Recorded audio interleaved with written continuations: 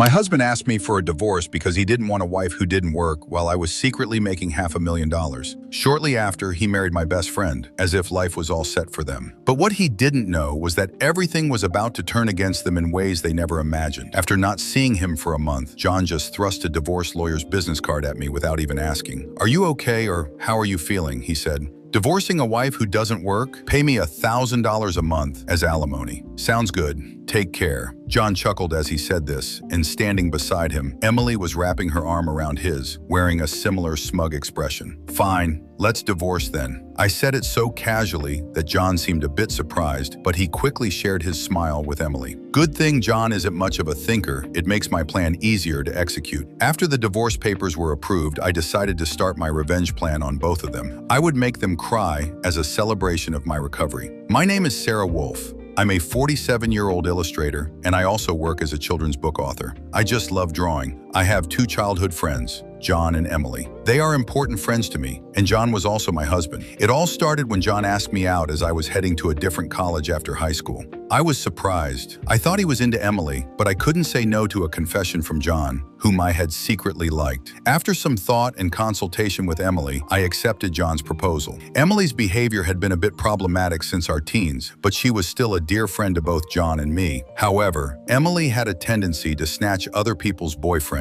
and then dump them once they became obsessed with her, causing problems time and again. Her parents were concerned, so John and I often spent time with her to watch over her. John and I got married when we were 25. 4 years later, Emily brought her fiancé into our lives. His name was George, a professional working for a top-tier company. "Nice to meet you, Sarah. And John, I've heard so much about you. Looking forward to our future together," George said. Very polite. We all got along immediately. We would get together during holidays and vacations, taking trips or going on long train rides to enjoy some drinks. However, things started falling apart after Emily got pregnant 2 years into her marriage. John and I originally had many siblings, so there was no worry about heirs, and we decided we didn't need children. Both of us love kids, but we weren't keen on actively caring for them. Besides, we loved our freedom to travel and enjoy drinks. We often found it heartwarming to see families with children, but it was never more or less than that. When Emily announced her pregnancy, John's attitude started to change. He quit smoking because Emily said she couldn't stand the smell, and even offered to drive her to doctor's appointments using his vacation days. I warned him, "George might get upset if you're always with Emily," but John argued back.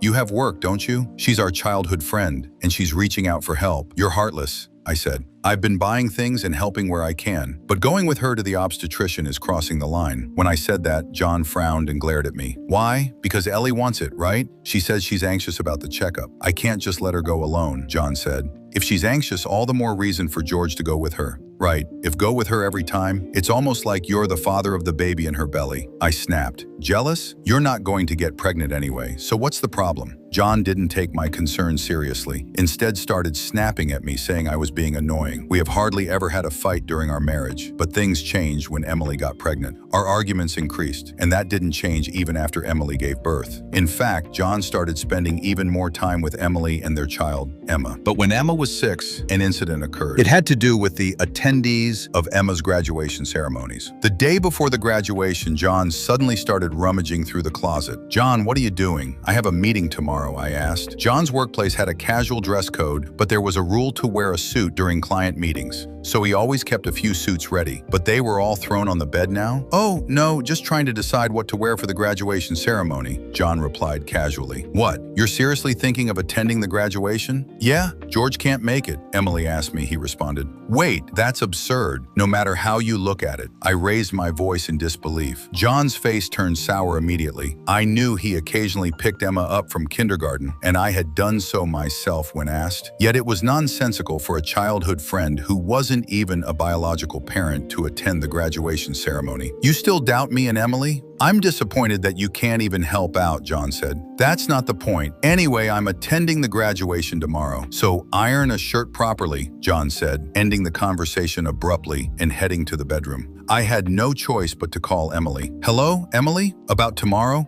Sorry about tomorrow. I'm borrowing John. "But won't George be upset about the graduation attendance?" "Sarah, what are you talking about?" "Obviously, I haven't told George that the graduation is tomorrow. I'll tell him after the ceremony." I was shocked to learn that George didn't know about the graduation schedule. Upon further questioning, it seemed that Emily hadn't informed George about any of the kindergarten events so far. John had been acting as the father at the kindergarten. It made me dizzy with the selfishness of it all. Wait a minute, Emily, isn't that extremely unreasonable? It's disrespectful to George, just because he's a childhood friend. Hey, what's wrong? Sarah, you're scary. Well, see you tomorrow. Emily hung up on me, leaving me trembling with anger. Still, in the end, I ironed John's shirt, prepared his tie, and the next morning I saw him off to Emma's graduation ceremony. Since then, Emily and John started going out more frequently, from once a month to once a week to 3 times a week. Eventually, even George seemed to have some suspicions. One day, while John and Emily were out, George visited our house alone. "I'm sorry for visiting you late at night. There's something that's been bothering me," George began. "Is it about the 2 of them?" I asked. "Yes, I'd like you to take a look at this." George showed me the GPS history he had installed in Emily's car. It showed that she had been staying at a hotel 3 times a week. All of those days she was out with John. Just by looking at George's face, I understood what that meant. "What do you want to do, George?" "I want to take revenge on those 2. Me too. I can't forgive them for betraying us after all this time."